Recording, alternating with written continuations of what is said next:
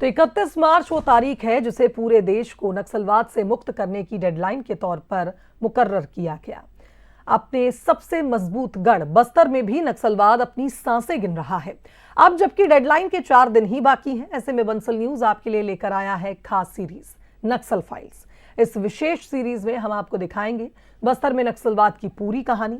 Bastar files के पहले भाग में देखिए बस्तर में नक्सलवाद के शुरू होने की कहानी।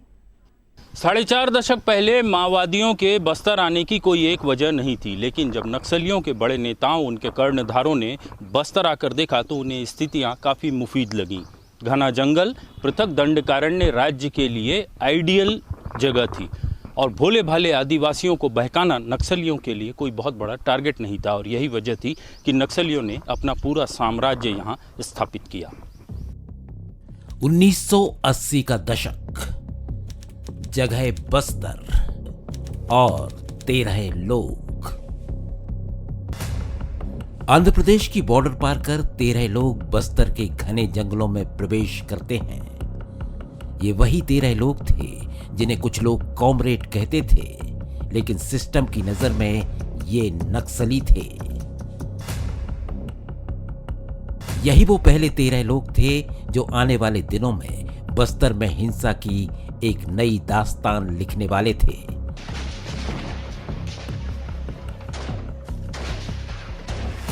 जिसमें धमाकों की गूंज थी, गोलियों की आवाजें थी और थे बहुत से यतीम और बहुत सी विधवाएं। जी हां, बस्तर की त्रासदी की कहानी यहीं से शुरू होती है। कहा जाता है कि क्रांति के सपने के साथ बस्तर में प्रवेश करने वाले ये 13 लोगों का संबंध हैदराबाद की उस्मानिया यूनिवर्सिटी और वारंगल के रीजनल इंजीनियरिंग कॉलेज से था। बस्तर में अत्याचार की झूठी सच्ची कहानियां उन्हें यहां तक खींच लाई थी। इन्होंने सबसे पहले गांव-गांव में पहुंचकर खुद को आदिवासियों का हमदर्द और रहनुमा बताया, लेकिन वक्त के साथ ये लड़ाई बदलती गई।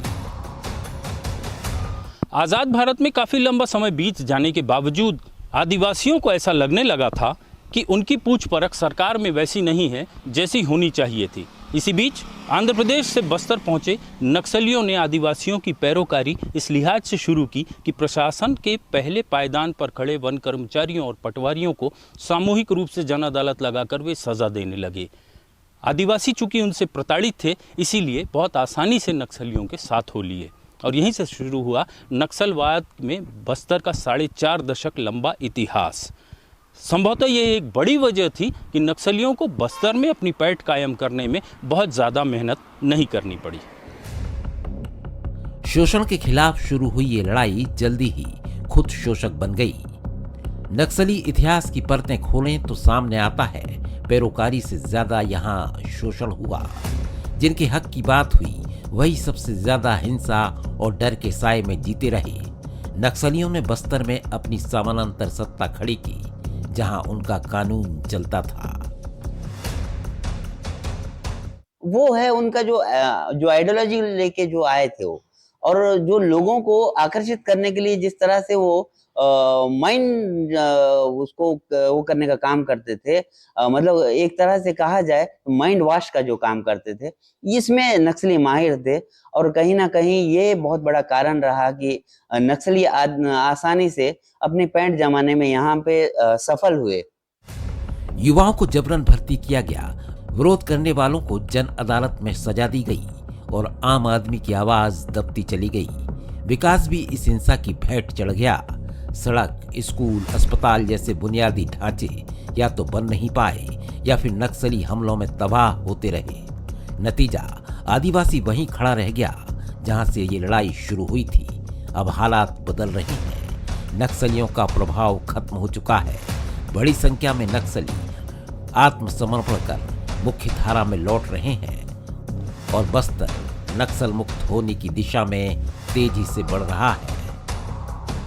बस्तर के भोले भाले आदिवासी और यहाँ की विषम भौगोलिक परिस्थिति नक्सलियों के लिए संगठन खड़ा करने के लिए बहुत आइडियल थी और यही वजह थी कि नक्सलियों ने बस्तर को पृथक दंडकारण्य राज्य की राजधानी के रूप में स्थापित करने का निर्णय लिया और यहीं से शुरू हुआ दमन का सिलसिला। यह सिलसिला 4.5 दशक लंबे समय तक चलता रहा और अब आखिरकार नक्सल संगठन ताश के पत्तों की तरह ढहता हुआ दिखाई दे रहा है। कैमरा पर्सन गोविंद के साथ रजत वाजपेयी, बंसल न्यूज़, जगदलपुर।